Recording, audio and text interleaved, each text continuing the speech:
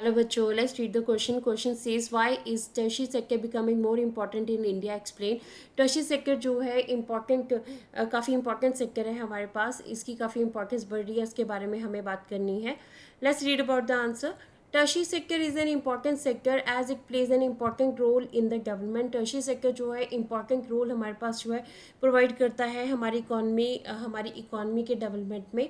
देखिए हमारे पास इकॉनमी, हम सेक्टर्स ऑफ इकॉनमी की बात करें, 3 सेक्टर्स आते हैं: primary sector, secondary sector and tertiary sector. Tertiary sector जो है हमारे पास ये काफ़ी इंपॉर्टेंट जो है रोल प्ले कर रहा है हमारी इकॉनमी में. From past few years it has become an important sector. ठीक है, इंपॉर्टेंट सेक्टर ये क्यों बना है उसके बारे में हम यहाँ डिस्कशन करते हैं. सबसे पहले है नीड ऑफ बेसिक सर्विसेज. ठीक है, बेसिक सर्विसेज की नीड जो है उसने टर्शियरी सेक्टर की एक्टिविटीज़ को काफ़ी बढ़ाया है.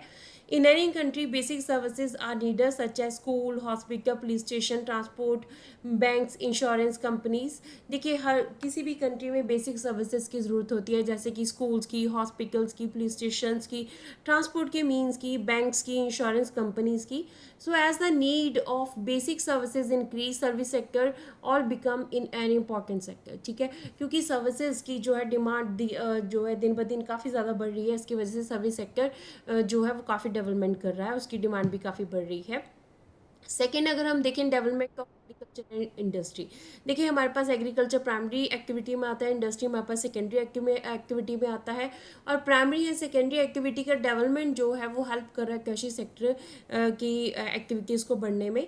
The service sector develops as agriculture and industry develop. ठीक है, सर्विस सेक्टर डेवलप हो रहा है जैसे एग्रीकल्चर इंडस्ट्री डेवलप हो रही है. किस तरह से? Services like banking, transportation, trade, storage demand increase as the agriculture and industry grow.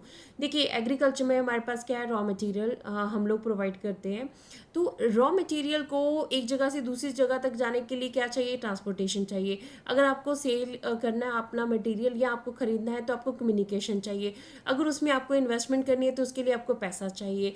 तो इस तरह से आपके पास बैंकिंग, ट्रांसपोर्टेशन, ट्रेड, स्टोरेज, ये सारी डिमांड जो है वो एग्रीकल्चर जैसे जैसे बढ़ेगा वैसे वैसे जो है सर्विसेज की डिमांड भी बढ़ेगी. इसी तरह से इंडस्ट्री है, इंडस्ट्री को भी रॉ मटेरियल चाहिए. जो चीज़ें बनी हैं प्रोड्यूस, जो प्रोडक्ट बने हैं उन्हें आगे सेल करने की ज़रूरत भी है, रिटेल शॉप्स तक या होलसेल तक.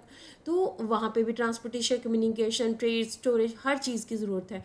तो जैसे जैसे एग्रीकल्चर इंडस्ट्री ग्रोथ कर रही है, टर्शियरी सेक्टर की डिमांड भी बढ़ रही है. थर्ड हमारे पास है rise of income level. As the income level of the people rise, the demand for services like eating out, tourism, shopping, private hospitals, private schools etcetera also increase. जैसे ऐसे लोगों के पास अभी इनकम आ रही है, पैसा ज़्यादा ज़्यादा अर्न कर रहे हैं, वो ज़्यादा सर्विसेज की डिमांड कर रहे हैं. जैसे कि ईटिंग आउट, हमारे पास बहुत सारे रेस्टोरेंट्स जो हैं वो ओपन हो रहे हैं.